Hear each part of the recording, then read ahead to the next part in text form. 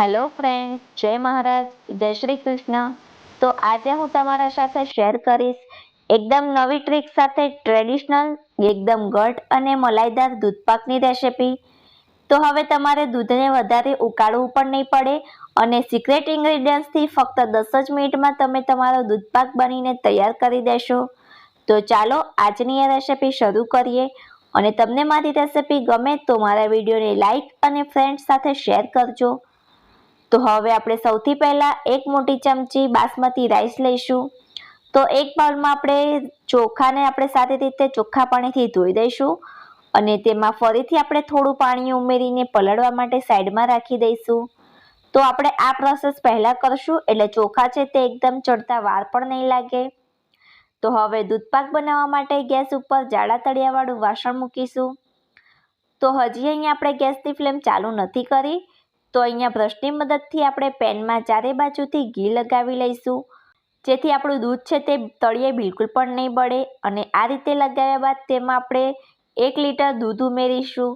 તો અહીંયા તમે કોઈ પણ ફૂલ ફેટ દૂધ લઈ શકો છો. તો હવે આપણે આ ઠંડુ દૂધ છે તેમાંથી આપણે 3 ચમચા જેટલું દૂધ એક બાઉલમાં કાઢી લઈશું અને આપણે તેને સાઈડમાં રાખીશું. તેનો ઉપયોગ આપણે પછી કરીશું. તો હવે આપણે ગેસની ફ્લેમ ચાલુ કર્યા પછી તેને કન્ટિન્યુઅસલી હલાવતા જઈશું, જેથી દૂધ છે તે બિલકુલ પણ તળિયે બળે નહીં. તો હવે અહીંયા દૂધમાં એક ઉભરો આવવા દઈશું. તો અહીંયા તમે જોઈ શકો છો કે દૂધમાં એક ઉભરો આવી ગયો છે અને આપણે જે ચોખા પલાળીને રાખ્યા હતા તેમાંથી મેં બધું જ પાણી કાઢી લીધું છે. તો હવે આપણે ચોખામાં 1 ચમચી ઘી ઉમેરીશું અને તેને સારી રીતે મિક્સ કરી લઈશું, જેથી દૂધમાં ચોખા છે તે એકદમ છૂટા છૂટા રહેશે અને એકબીજા સાથે બિલકુલ પણ નહીં ચીપકે. તો હવે અહીંયા તમે જો 2 લીટર દૂધ લીધું હોય તો તેની સામે તમારે 2 મોટી ચમચી ચોખા લેવાના. પણ જો તમારા ઘરમાં ચોખાવાળું દૂધપાક ન ખવાતું હોય તો તમે તે રીતે પણ ચોખાને વધુ કે ઓછું લઈ શકો છો. તો હવે આપણે તેને સારી રીતે મિક્સ કરી લઈશું અને ચોખાને આપણે સારી રીતે ચડવા દઈશું. તો અહીંયા જો આ સ્ટેજ ઉપર તમે ખાંડ ઉમેરશો અને ચોખા બિલકુલ ચડ્યા નહીં હોય તો તે એકદમ આ સ્ટેજ પર કાચા જ રહેશે. તો ખાંડ ઉમેર્યા પછી ચોખા છે તે બિલકુલ ચડતા નથી. તો આ વાતનું તમારે ખાસ ધ્યાન રાખવું. હવે અહીંયા આપણે ચોખા ચડે છે ત્યાં સુધી આપણે જે દૂધ કાઢ્યું હતું તેમાં આપણે સિક્રેટ ઇન્ગ્રેડિયન્ટ્સ એટલે કે મિલ્ક પાવડર ઉમેરીશું. તો અહીંયા મેં અડધો કપ મિલ્ક પાવડર લીધો છે તે આપણે તેમાં ઉમેરી દઈશું અને સાથે જ અહીંયા 7 મોટી ચમચી જેટલી ખાંડ ઉમેરીશું અને બધી જ વસ્તુને આપણે સારી રીતે મિક્સ કરી લઈશું, જેથી કોઈ લમ્સ કે ગાંઠા ન રહે. પણ તમે આ પ્રોસેસ હેન્ડ બ્લેન્ડરથી આસાનીથી કરી શકો છો. તો આ રીતે કરવાથી તમારો દૂધપાક છે તે એકદમ ઘટ બનશે. તમારે તેને લાંબો સમય સુધી ઉકાળવું પણ નહીં પડે. તો હવે અહીંયા આપણે ચેક કરી લઈએ તો ચોખા છે તે એકદમ સારી રીતે ચડી ગયા છે. તો હાથમાં લઈને બતાવો પણ થોડા ગરમ છે એટલે અહીંયા તમે જોઈ શકો છો કે તે આ રીતે દાણો દબાવીને ચેક કરીએ તો તે એકદમ તૂટી જાય છે. તો હવે આને આપણે વધારે કૂક કરવાની જરૂર નથી. તો હવે આપણે જે દૂધમાં મિશ્રણ કરીને તૈયાર રાખેલું હતું તે ઉમેરી દઈશું અને તેને સારી રીતે મિક્સ કરી લઈશું. ત્યારબાદ હવે આપણે આ સ્ટેજ ઉપર તેમાં 1 ટેબલસ્પૂન જેટલી ચારોળી, 2 ટેબલસ્પૂન બદામની કતરણ ઉમેરી તેને સારી રીતે મિક્સ કરી લઈશું અને અહીંયા 2 થી 3 મિનિટ સુધી આપણે તેને કૂક થવા દઈશું.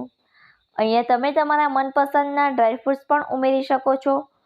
તમે જો કેસરવાળું દૂધ બનાવતા હોય તો તેમાં તમે કેસર પણ ઉમેરી શકો છો. પણ જનરલી આ ટ્રેડિશનલ ગુજરાતી દૂધપાક વ્હાઈટ જ હોય છે, માટે આ રીતે પણ તમે બનાવી શકો છો.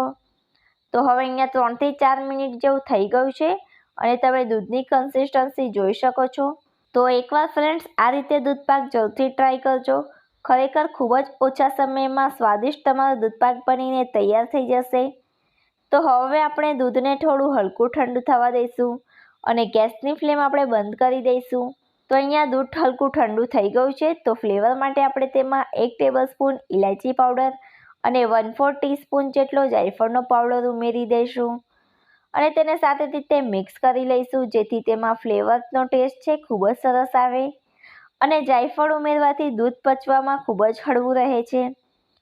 તો હવે તેને સારી રીતે મિક્સ કરી લઈશું અને તમે જોઈ શકો છો એકદમ નવી ટ્રીક સાથે આપણો ઘાટો અને મલાઈદાર ટ્રેડિશનલ દૂધપાક બનીને તૈયાર છે. તો તમે પણ આ શ્રાદ્ધ પક્ષમાં એકવાર જરૂરથી ટ્રાય કરજો.